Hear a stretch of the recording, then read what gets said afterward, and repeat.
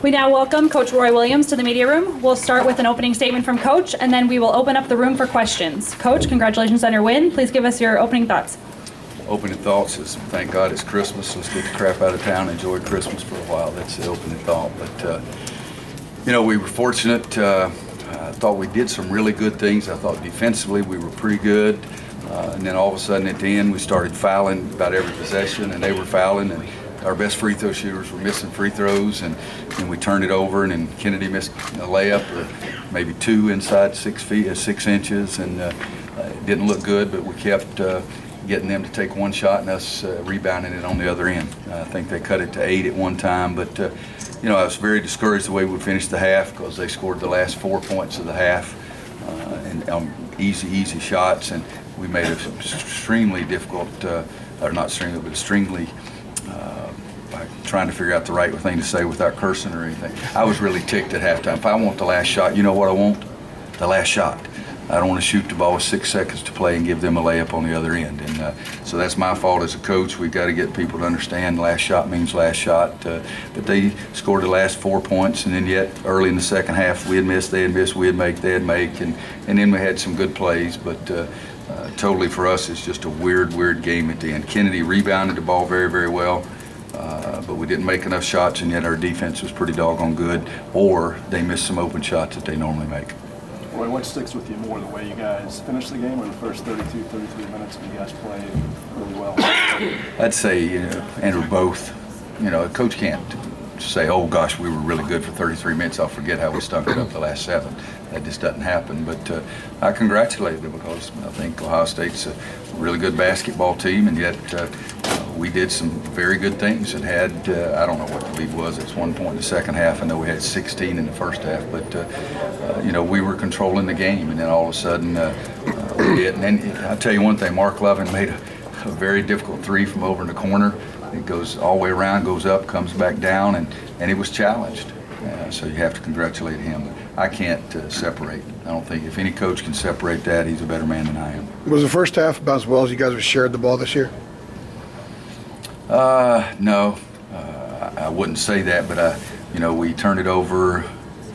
We had 17% turnover percentage in the first half, so usually that means that somebody's trying to hit a home run instead of just making an easy play. But I don't think we had anybody in double figures. We had a lot of guys scoring, so we share the ball. We're not a selfish team. We just every now and then you'll make a silly play, and JP trying to throw it in the middle against his own when the game's on the line, and they bat it up in the air and turn it over, and Kennedy's got 3 guys guarding him, and he's got Marcus Page, who's a pretty good player, standing out there wide open. So what does he do? He fakes the pass to Marcus.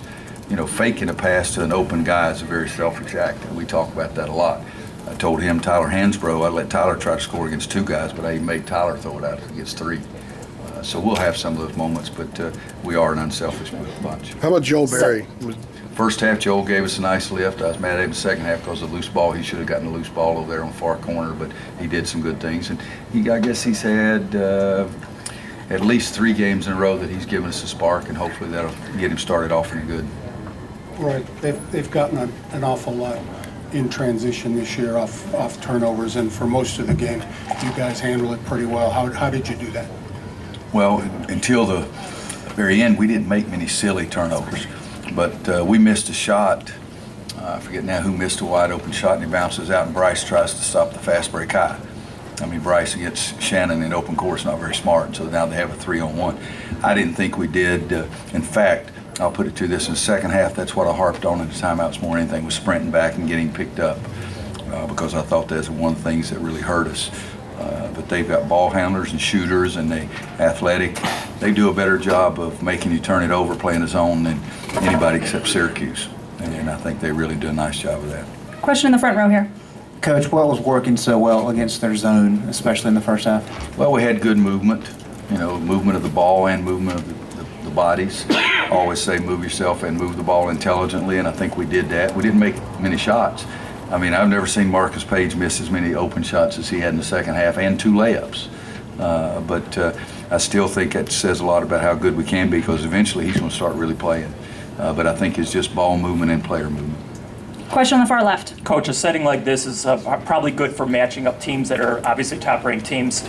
Do you like this for later on in the season especially? Well, I like it a lot better than I did, against Kentucky and some of those other games that we've lost.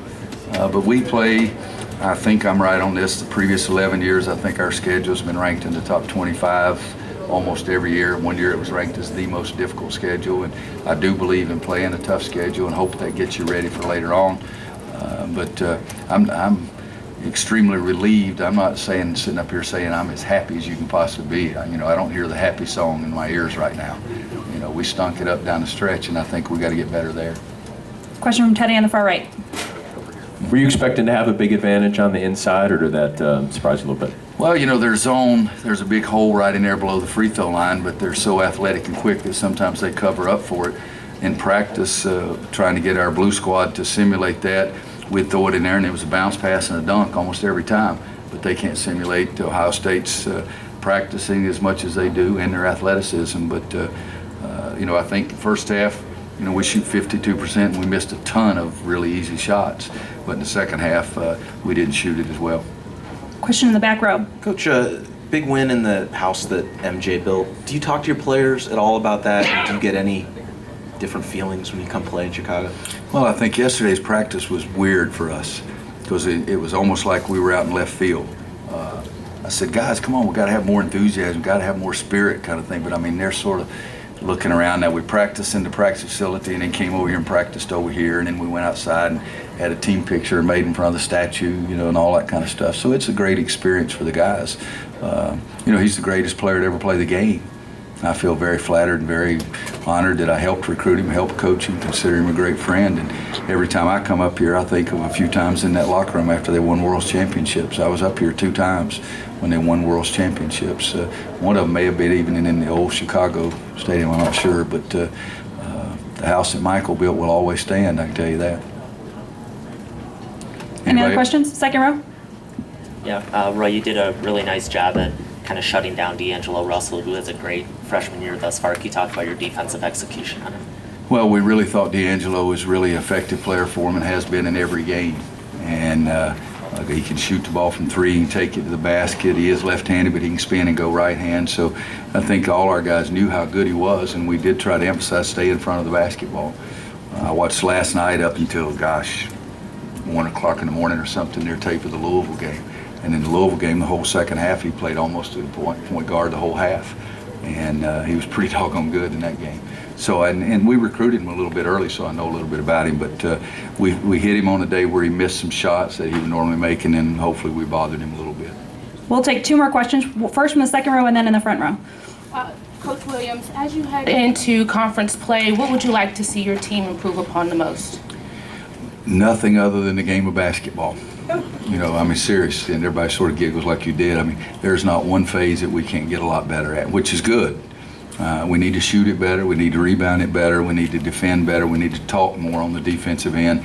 When they got the little lob for the dunk, it just infuriated me because it was just one simple little screen, and we didn't talk on it. So we got to talk so much better and get better defensively. And then the other thing, the kids got to have some pride and toughness because it's a man's game out there, and we missed an awful lot of easy shots today.